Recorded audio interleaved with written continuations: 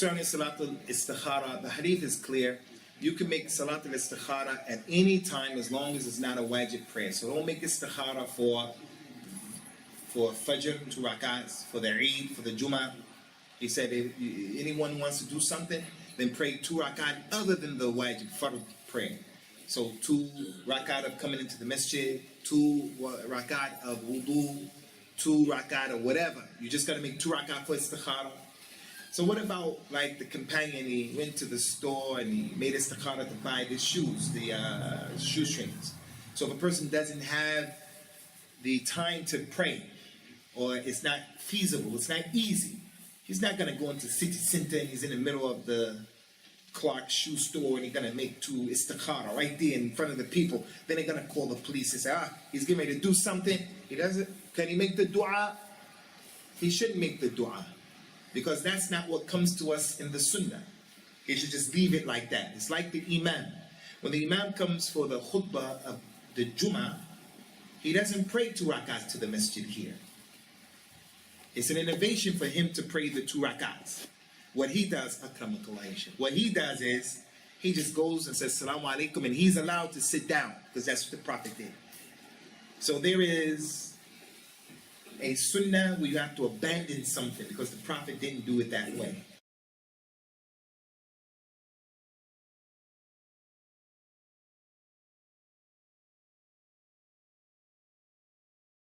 Yeah, the dua in Istikhara should be the way it came in the hadith of the Prophet ﷺ, but do the best that you can. Do the best that you can.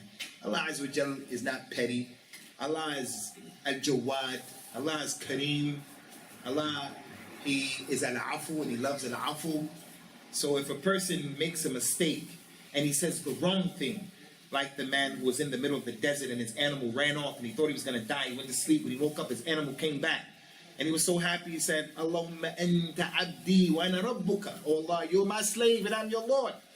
The Prophet said he made a mistake from sheer happiness. He made a mistake. But Allah didn't hold him accountable for that mistake. And it was kufr what he said, but he didn't mean it. So a person tries his best to make the dua to his best of his ability.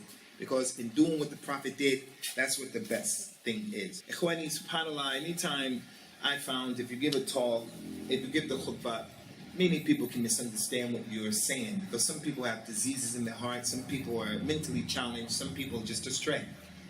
So one person can say, I'm going to be optimistic by not studying, and I hope for the best. I never said that. I never said that. So every khutbah is like that.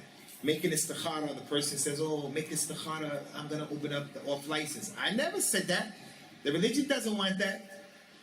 Right now in London, alhamdulillah, it's not with the people up north, not with us in Birmingham, the West Midlands, but in London, there are a group of people saying that you can break your fast at 6:30. Why can you break your fast at 6:30? Because some ulama in Al-Azhar gave a fatwa saying you have to take the ruling of the closest country next to you. And they break at 6:30, 7 o'clock. So when someone called me with that, I didn't believe it. I said, who says that except a mulhid? Mulhid. I said, send me this. They said, no, there's an email of fatwa. They sent me the fatwa. In 2002, in the Scandinavian countries, the time between Maghrib and Fajr was like 3 hours. A long time ago. So those scholars of Al-Azhar, they said, okay, you break your fast according to the people closest to you. So someone in 2014 wants to take that, and the whole community is breaking their fast at 6:30.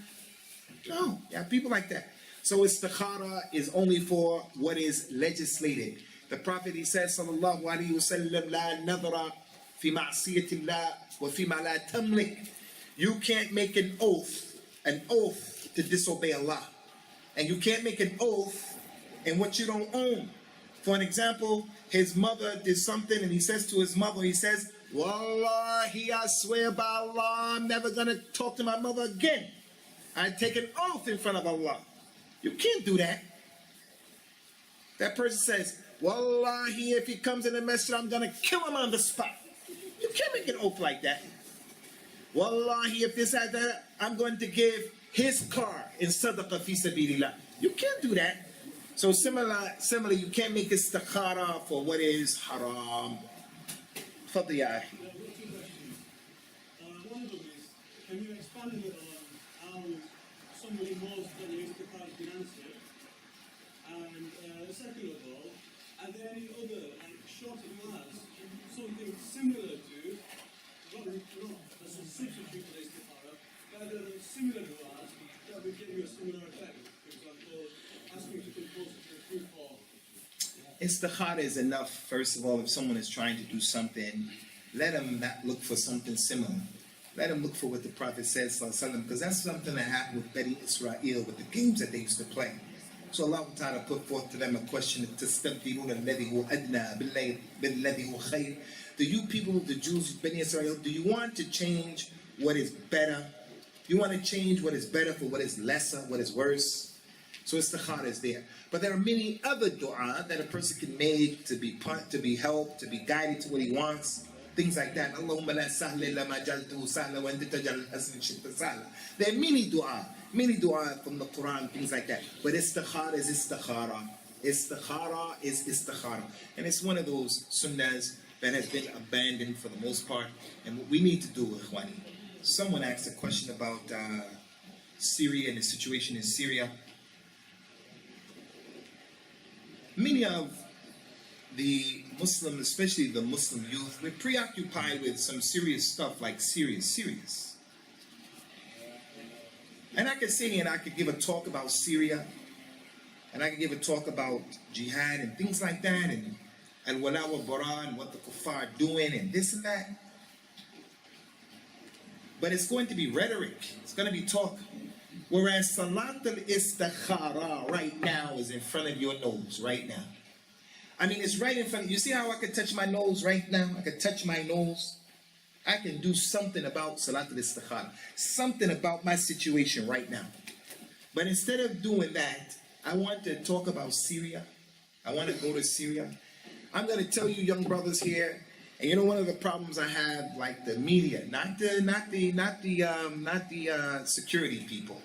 The media, they have a problem with me because they want to sell papers. So I'm not one of those people. I don't want to be crazy, rough and tough and crazy, and I don't want to be apologetic neither. You have to be in the middle. Don't apologize for our religion. But the young man who went to Syria recently from Cardiff, and he did a tape, and he was telling other young people, come to Syria, come, come. I don't want any of you young brothers going to Somalia for that, going with Shabab, going with Boko Haram, going with Qaeda. None of you people should go to these countries to do any of that. I'm not even talking about the confusion that's in Syria. I didn't even talk about that. People killing each other. They're not even fighting, some of them not even fighting the Kafir regime. They're not even fighting, they're fighting each other. They're killing each other. I'm not talking about that. I'm not even going to discuss that with you. What I'm going to talk to you about is the young boy, 17, 18 years old, he goes to Syria, and he's in Syria, and his mother didn't know he was going to Syria. And then his mother comes on TV, BBC, what's the other channels on the news? What is it? Sky News. And the mother is saying, you're my only son. Come back. Allah will not be pleased with you for what you're doing. What are you doing? You see, this is a case of doing something and not having knowledge, not having fiqh. It's not permissible. First of all, Syria, I'm not even talking about. I'm talking about in Islam, real jihad, the real jihad. If you want to go for real jihad, and I'm talking about Syria, real jihad, you can't go to that real jihad without asking your mother and your father. You can't just go. It's not permissible for you to do that. And if you do that, you're disobeying Allah. You're disobeying Prophet Muhammad. The man came. He said, Ya Rasulullah, I want to come with you to make jihad. He said, is your mother and your father living? He said, yes, my mother. He said, go back and make jihad with your mother. She needs you. And he's the one who was telling us, don't be a chump. Prophet Muhammad said, don't be a coward. Be a man, only fear Allah. And yet he told that boy, go back and make jihad with your parents. So the administration of this masjid, we have to be responsible. We have to be responsible.